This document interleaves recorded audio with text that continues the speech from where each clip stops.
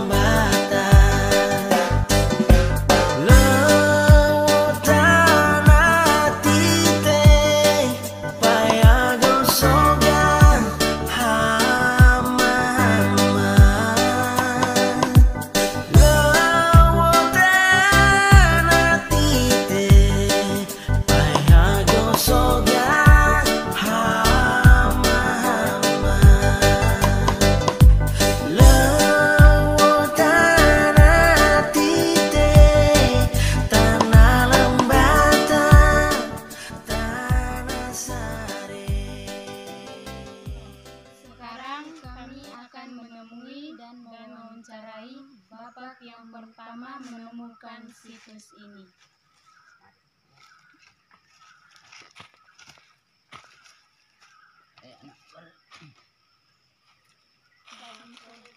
Ya, sorry. Kami dari SMA Frateran Don Bosco Leweleba ingin mewawancarai Bapak mengenai situs di tempat ini.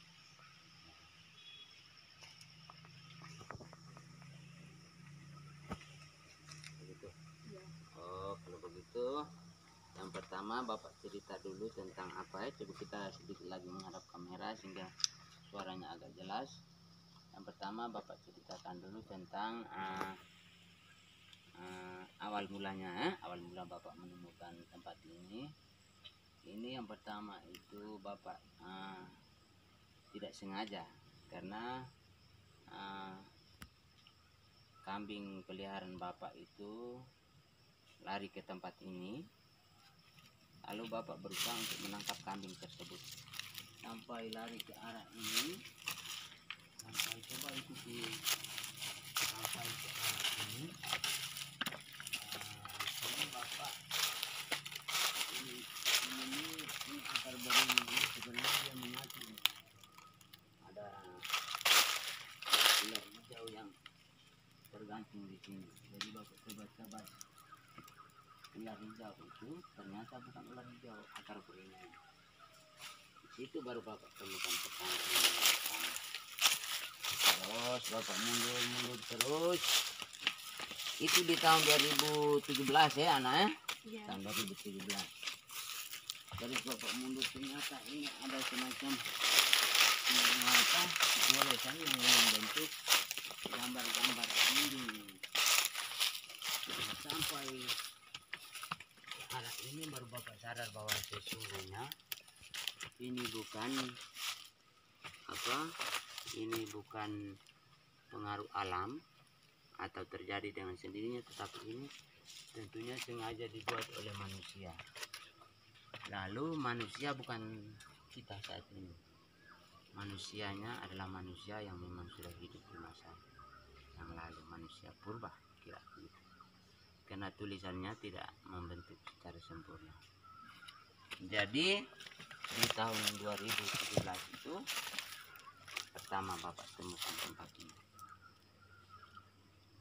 Jadi kira-kira apa lagi yang perlu ditanyakan? Bapak bisa menjelaskan satu persatu gambar dari situs itu? Ya, kalau menurut Bapak ya. Ya. Kalau begitu kita kembali lagi. Kita kembali di gambar ini.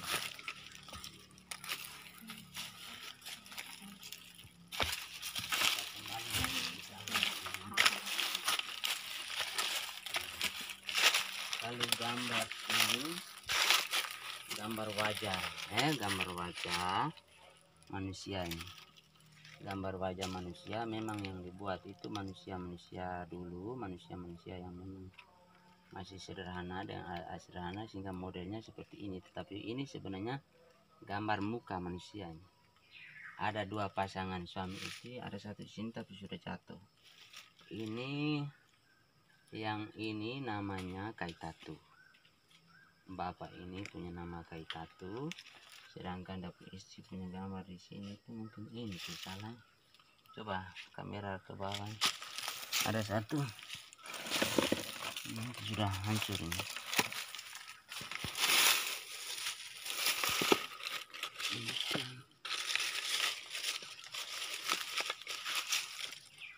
Itu namanya nolemolan, mungkin di sini atau di sini baru jatuh.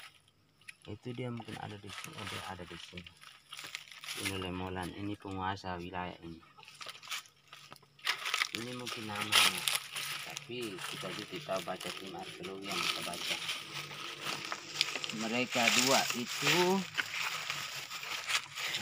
di suatu kali masa dulu itu mereka sedang membuat upacara pesta pernikahan ini tuh.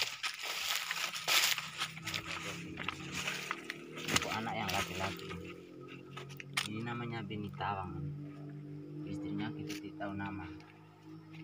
Kemudian tamu yang diundang itu bukan manusia, coba zoom ini.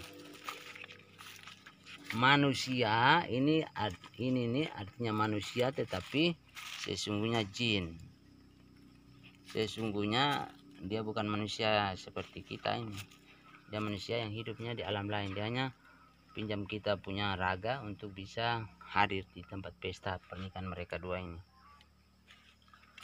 Karena situasinya makanan belum siap, akhirnya mereka main tanda di atas. Coba ini tamu-tamu undangan punya gambar semua ini. Mereka menari untuk bisa menunggu sampai acara pernikahan, puncak acara pernikahan itu selesai. Tetapi kenyataannya bahwa di gambar ini ada satu lagi gambar di sebelah sini yang sudah jatuh di sebelah sini nih. Ini dibakar ya, ada satu gambar. Jadi mereka itu kemudian dibakar karena mereka meminta bahwa pada saat membangunkan kami tidak boleh langsung, tetapi dengan cara menarik daun lontar itu keliling kampung. Tapi dibangun secara langsung sehingga ketahuan kalau mereka itu bukan bangsa manusia. Akhirnya dibakar. Karena dibakar maka balas dendam itu terjadi. Dari yang memiliki tulisan ini semuanya mati. Jadi ini mereka pencerita. Jadi kira apa lagi? Selanjutnya, apa harapan Bapak untuk selanjutnya mengenai tempat ini? Oh, kalau Bapak secara pribadi itu yang pertama, karena sejarah itu pasti untuk anak-anak mereka juga belajar. Sejarah itu identitas ya, identitas sebuah bangsa, sebuah masyarakat. Jadi kalau tempat ini kalau tidak dilindungi, suatu kali masa tentu dia akan hilang begitu saja. Sejarah yang macam Bapak cerita begini pun tidak ada lagi. Karena yang pertama Bapak sendiri sudah mati. Nasib bahwa anak-anak mereka bisa datang wawancara Bapak bisa ceritakan sedikit tentang mereka punya tulisan. Tulisan ini sebenarnya yang menceritakan kehidupan mereka di saat itu, yang kemudian tidak bisa menurunkan generasi berikutnya lagi, anak cucu lagi. Mereka sudah hilang semua ini. Kita yang orang Kedang selama banyak di orang Kedang bukan pemilik tulisan ini. Artinya kita bukan generasi dari mereka. Mereka ini sudah punya generasi tidak ada lagi.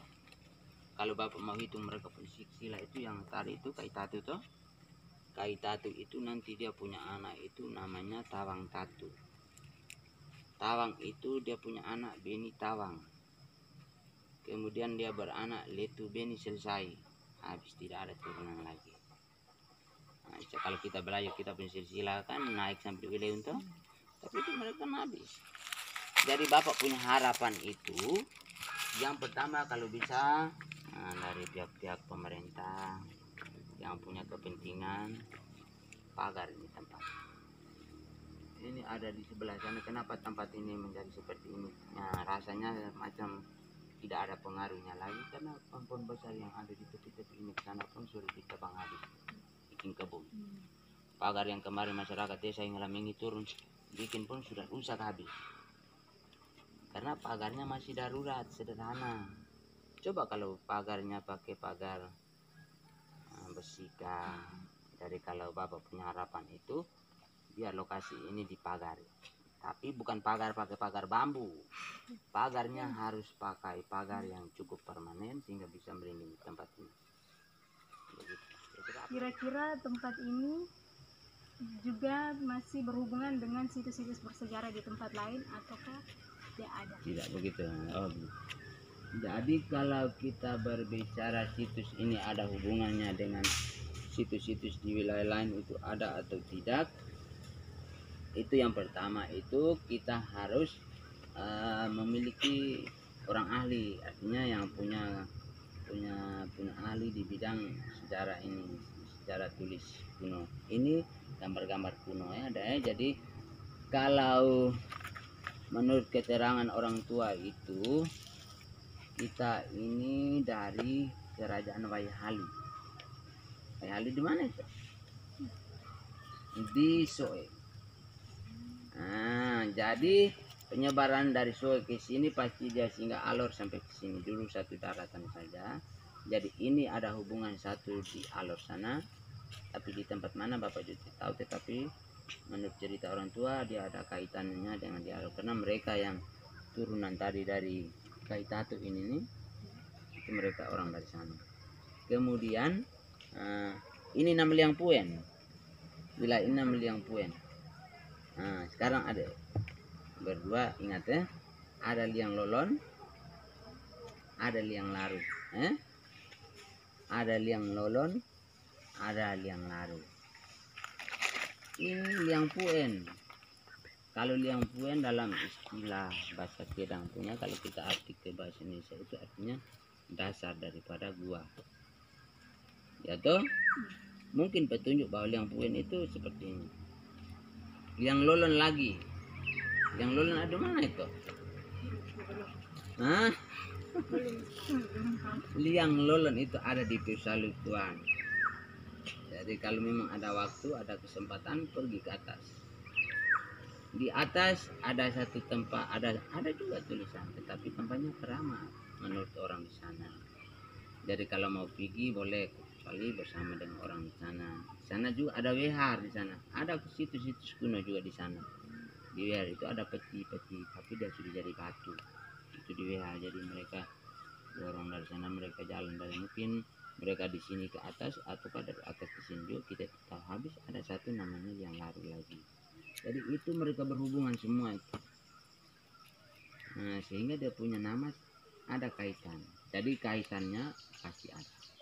Tapi kaitannya yang secara ilmiah itu kita kembali ke orang arkeologi. Nah, mereka lebih paham, mereka lebih tahu. Kalau kita hanya sebatas cerita dari bapak ke nenek ke bapak, kakek ke bapak, bapak ke anak, anak ke cucu dan seterusnya. Jadi dia tidak pasti. Terima kasih banyak Lagi? Bapak. Oke, terima kasih. Selamat sore. Sekian dulu observasi dari kami di situs Liang Puen. Semoga kegiatan sore kami pada hari ini bisa membantu pekerjaan rumah kami. Sekian dan terima kasih. Selamat sore Ibu, selamat sore teman-teman.